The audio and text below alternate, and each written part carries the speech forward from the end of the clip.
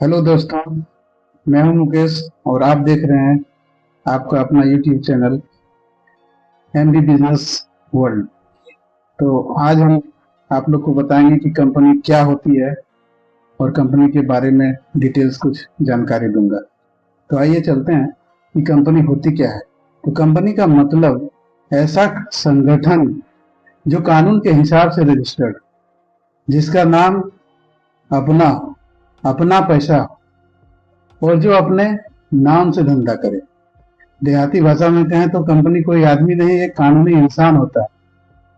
तो कंपनी अलग इंसान है। इसका मतलब क्या होता है? मान लो राम श्याम मोहन ने कंपनी बनाया, कंपनी का नाम रखा R M traders private limited. तो अब कानून कहता है कि आर एम ट्रेडर्स अलग है, राम श्याम मोहन अलग है।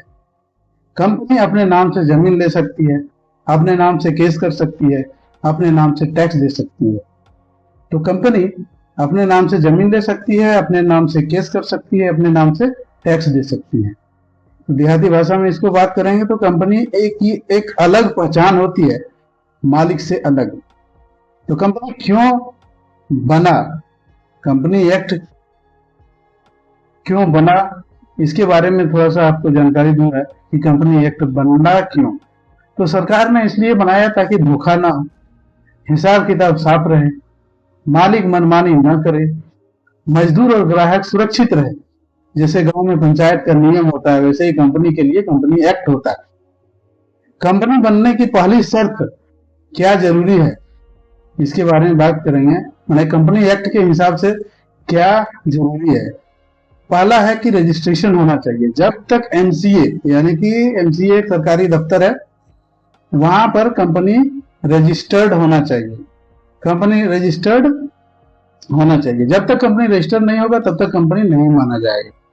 और इसको देहाती भाषा में हम इसको और बात करें तो जब तक सरकार का मुहर नहीं लगेगा तब तक धंधा कंपनी नहीं कर सकता है। तो कंपनी में कितने आदमी होना चाहिए कम से कम? तो प्राइवेट लिमिटेड कंपनी एक तरह का होता है और एक तरह का होता है पब्लिक लिमिटेड कंपनी। तो प्राइवेट लिमिटेड कंपनी में कम से कम 2 आदमी की जरूरत है और ज्यादा से ज्यादा 200 आदमी हो सकते हैं।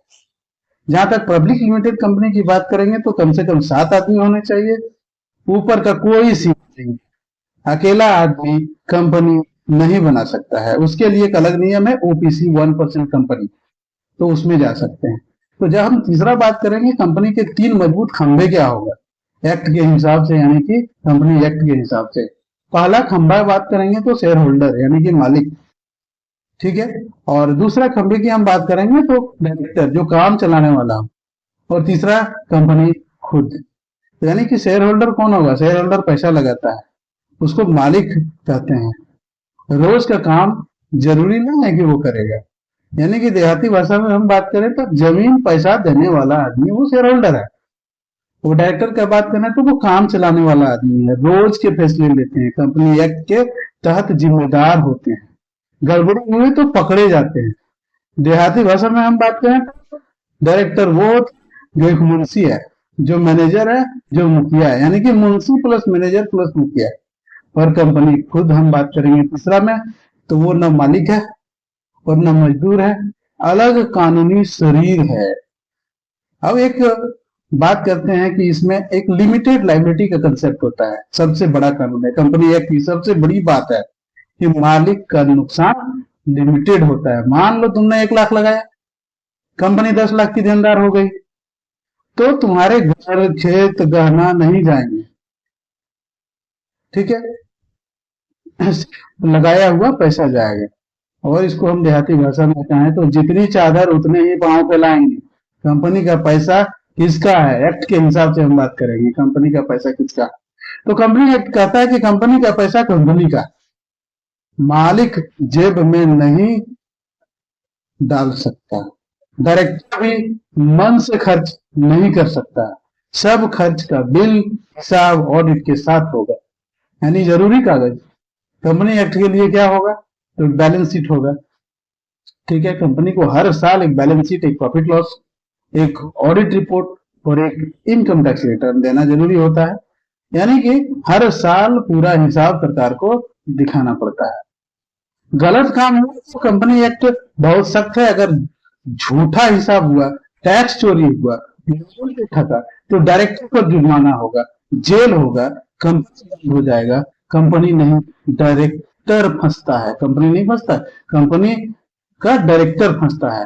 तो दुकान में कानून का क्या है, यानी कि दुकान की बात करें तो मालिक जो है वो धंधा करता है और कंपनी, तो मालिक अलग और कंपनी अलग।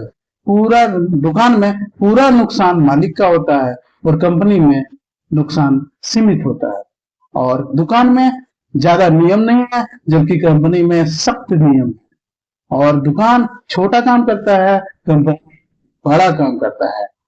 आखिरी में हम बात करते हैं तो कंपनी सरकार की मोहर से बना एक अलग कानूनी आदमी है जो नियम से बड़ा धंधा करता है और मालिक को ज्यादा खतरे से बचाता है। ठीक है, तो आप ये समझे होंगे, आप लोग समझे होंगे कि बहुत ही सिंपल लैंग्वेज में आप लोगों को कंपनी के बारे में बताया हूं कि कंपनी होती क्या है, कितने पर्सन का जरूरत है और क्या क्या इसमें खंबे हैं, क्या क्या डॉक्यूमेंट्स रखनी पड़ती है, और एक लेमन लैंग्वेज में समझाने का कोशिश किया हूं। तो अगर यदि आप लोग को ये वीडियो कंपनी के बारे में, ये कंपनी होती क्या है, कोई भी आम इंसान समझे हो, आप लोग समझे, तो इसको क्या है कि इस वीडियो को पूरा लाइक कीजिए, पूरा सब्सक्राइब कीजिए और चैनल को शेयर इतना कीजिए कि पूरा इंडिया का आदमी कंपनी के बारे में, चाहे छोटा हो, बड़ा हो, बच्चा हो, बूढ़ा हो, जवान हो, लेडीज हो, जेंट्स हो, सब समझ सके कि ये कंपनी होती क्या है। आखिरकार हम लोग लेमन लैंग्वेज में बोला जाता है कि कंपनी कंपनी होती क्या कंपनी है। तो इस तरह से आप लोग यदि समझे होंगे तो इसको लाइक कीजिए, सब्सक्राइब कीजिए और शेयर कीजिए इतना कि सब लोग जान सके कि कंपनी आखिर होती क्या है। तो धन्यवाद।